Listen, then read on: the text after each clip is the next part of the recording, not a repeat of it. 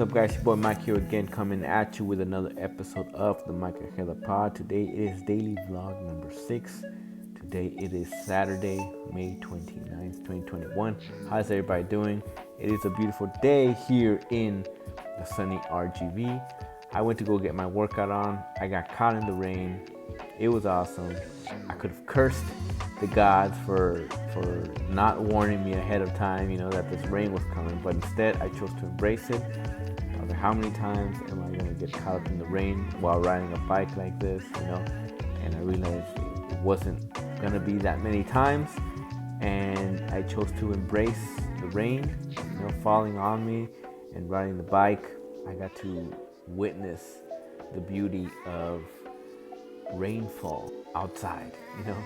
Literally, sometimes everybody, when you see rainfall, you decide to stay indoors and literally just wait till Mother Nature passes you by. But sometimes we just forget that the world is beautiful and we need to embrace stuff, even though it seems like a minor inconvenience, because it's all about how you frame these things in your brain, right? If you choose to look everything through a negative lens, then everything is going to be shitty. But if you choose to change the way you think about certain things, then you literally have the power to change the whole narrative of your life. You know what I mean? You can look at all your defects and all your shortcomings, literally, right? And say, you can say, God, why did you do this to me? Or rather, you can embrace those shortcomings, those defects, those peculiarities that make you who you are, and run with them, because those are the things that are going to push you forward. Those are the things that are going to make you unique.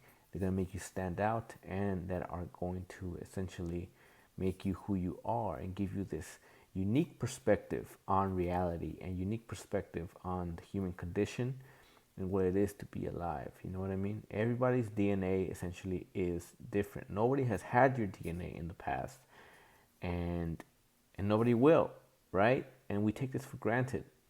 We take this for granted that everybody is different.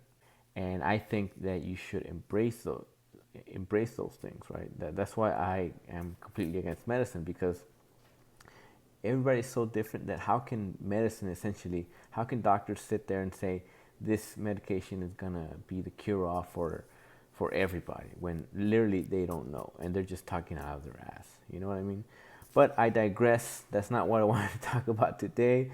I was gonna head into another rant there, but I am not going to do that. I am working really hard on not doing certain things on camera, right? And I think I'm doing a little bit better.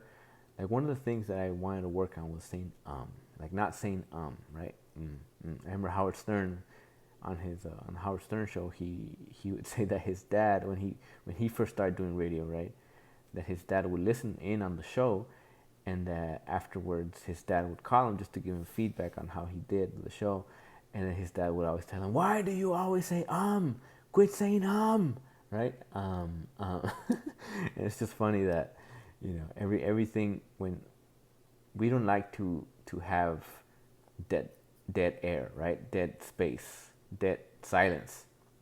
That's why we have to intentionally fill up the air with little phrases like and stuff like that, and phrases like stuff like that. But anyways, that's something that I am working on every day. But yeah, so we have made it to 7 straight daily vlogs, 1 week down. And then we have 51 more weeks to go, because I'm planning to do this for a whole year. I will do my best to try and do that, but I'm taking it 1 week at a time, actually 1 day at a time. I'm not getting ahead of myself, and I'm just going to take this 1 day at a time, keep myself motivated to do these things. But anyways, quick video today. I just wanted to talk about the difference between external goals and internal intentions. I was reading this book, right, The Illusion of Money, and he said that a lot of times we get focused on chasing external things rather than chasing your internal compass and your internal intentions, right? Internal intentions are, you can say that those are things that pull you, right? Those are things that are going to expand you and lead you to discover yourself and discover things about yourself that you never knew. Rather, when you chase external goals, you don't really explore yourself. Rather, you chase material things or let's just say degrees or accomplishments and validation from other people, and you don't really take yourself into account. And thus, when sometimes we accomplish those goals, we can still feel pretty shitty. Rather, when you seek for internal to discover your true intention of who you really are, then you don't really care about money. You rather you care about building yourself up, discovering your true self, and you do stuff because they're fun, and they're fun to you, and they are not hard to do because they're not hard to do in the sense that you don't have to push yourself to do these things. Rather, these things essentially pull you to do them, you know, because we are all just little extensions of the universe. If you think you're just this human being who's unique and everything, which I just said you were, but you're just the universe experiencing itself, like I said already in the past, right? So the universe literally is you embodied in this form, and and because you have a unique DNA, you also have a unique intention, right? And so rather than chasing that, people get bogged down on chasing external stuff. And we've all had that moment where we buy something like a car, right? Because it seemed cool, and it was a little bit out of our price range, but we do it anyway. And then after a week, you realize that it was just a car, that it doesn't really, you know, really do anything for you anymore, right? When it was nice and shiny in the in the car lot, it seemed real cool to, you know, to own this. But after a week or even after a month, you're like, oh fuck, you know, whatever, who cares? That's what happened to me when I bought one of my trucks. It's like, this truck, you know, it's awesome, whatever, and I have to have it. And then I bought it, and then after like 6 months, I was like, well, whatever, who cares? It's just a truck. And literally, after a year, I got rid of it. And so now I don't focus on chasing external stuff. That's what I did with college. And I remember when I was in college, I was reading this article. It was this article on this new fitness craze where you lift weights and do gymnastics, right? And it's all in competition. You're all competing against each other in the class and all these things. I was like, what? What is this, right? The reason I was saying that was because literally right before I graduated from high school, I had an idea. I remember I was in my house one day, and I was thinking, you know, there's no like the only kind of gyms that there exist currently are like the gyms where you go and you lift weights by yourself. You know, you try to look good. You try to, you know, follow the bodybuilding Arnold Schwarzenegger formula. Try to get the biggest delts and all these things, right? There wasn't really facilities where you can go and train to be stronger, to be faster, to be more of an athlete, right?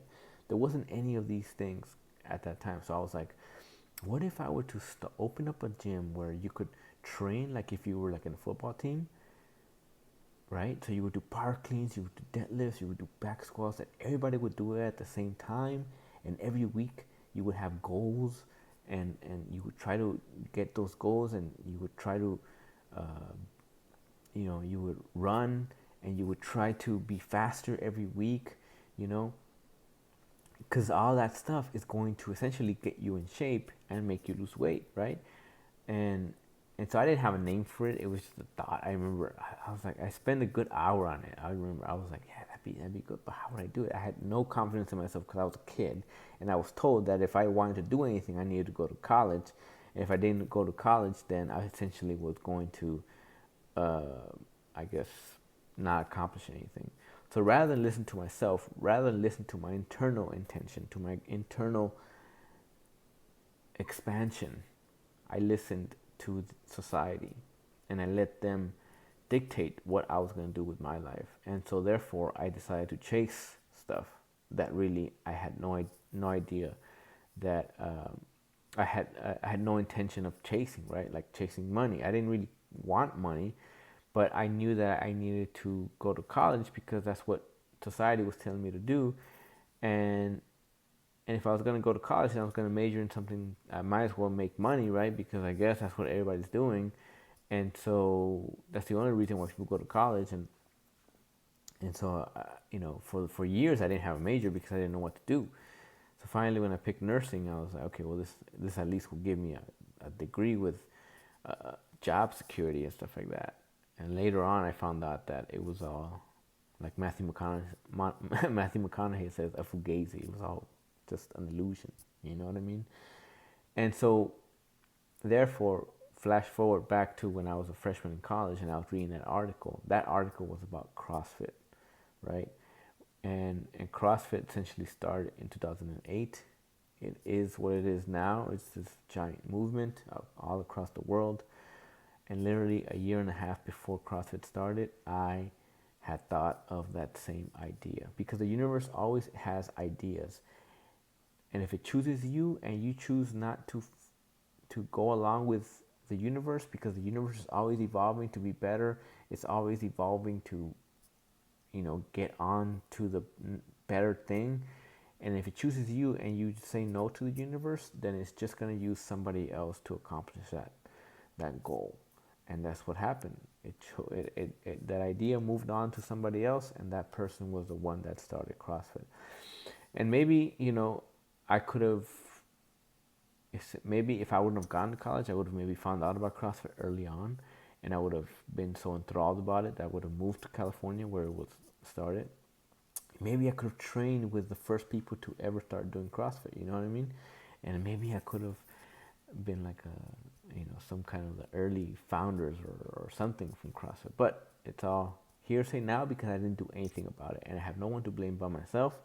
And now I am not going to leave things up to chance, and I'm going to follow my internal compass. And I think the difference that this book was saying, The Illusion of Money, where it's mentioning this difference between internal intention and external goals, is that when you're following your internal intention, it makes you want to share it with the world, right? And for me, nursing, I never wanted to tell anybody that I was a nurse. I was actually ashamed of it, you know what I mean? Because I never identified with modern medicine like that, you know what I mean? I told my family, obviously, because they're the ones that, they're my family, but I didn't never put it on Instagram or Facebook, really, you know. But when you're chasing your internal intention, that's how you know that that's your internal intention, because you feel compelled to share it with the world. You know what I mean? But anyways, that is what I have for you guys today. Hope everybody has a good weekend. I'll come back tomorrow with another video, but for now, I'll let you guys go.